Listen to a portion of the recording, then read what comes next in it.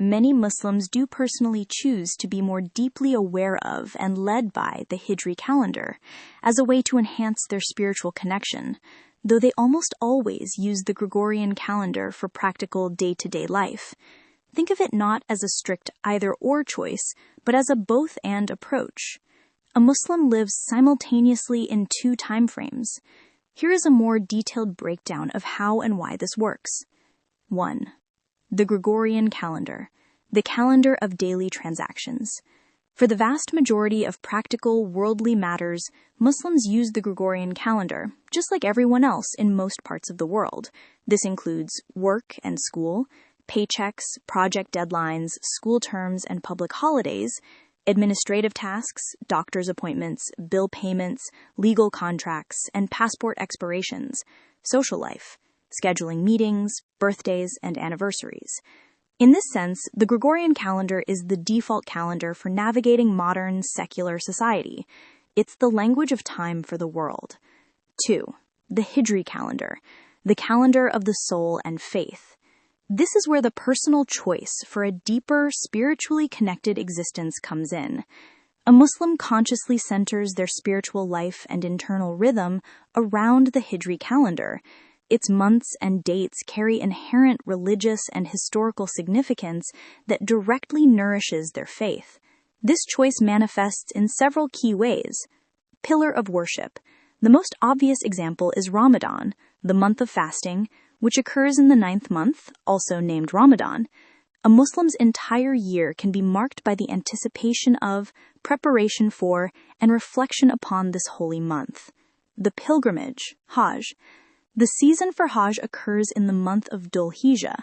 The first 10 days of this month are considered especially blessed, and Muslims worldwide, even those not performing Hajj, increase their worship and fasting during this time. Commemorating sacred events. The calendar connects a Muslim to their history and the life of Prophet Muhammad, peace be upon him. Key dates include Muharram, first month. The first day marks the Islamic New Year, a time for reflection on one's life and purpose. The 10th day, known as Ashura, is a day of voluntary fasting, commemorating the day Prophet Moses, Musa, and the Israelites were saved from Pharaoh. Rabi el-Awwal, third month. The 12th day, by some traditions, marks the birth of the Prophet Muhammad, known as Mawlid an-Nabi, a day of celebration and reflection on his life and teachings. Marking life events. Some families choose to have a child's akikah, the celebration of birth, or a marriage contract signed on a significant Islamic date to add to its blessings. A conscious realignment.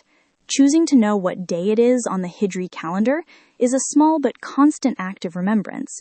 When you check your phone and see it's the 15th of Shaban, the month before Ramadan, it creates a spiritual nudge. Ramadan is coming.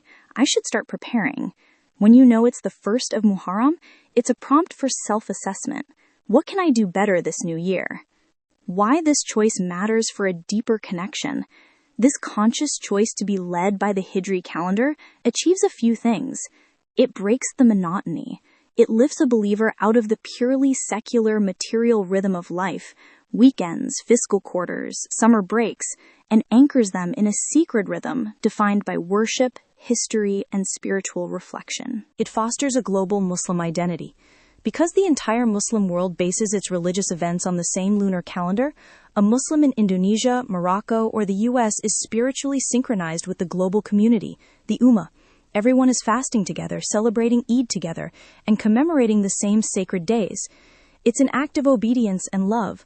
Following the calendar that was set in motion by the command of God and the practice of the Prophet is, in itself, a form of devotion. It's a way of saying, I order my life according to what matters most to me, my faith.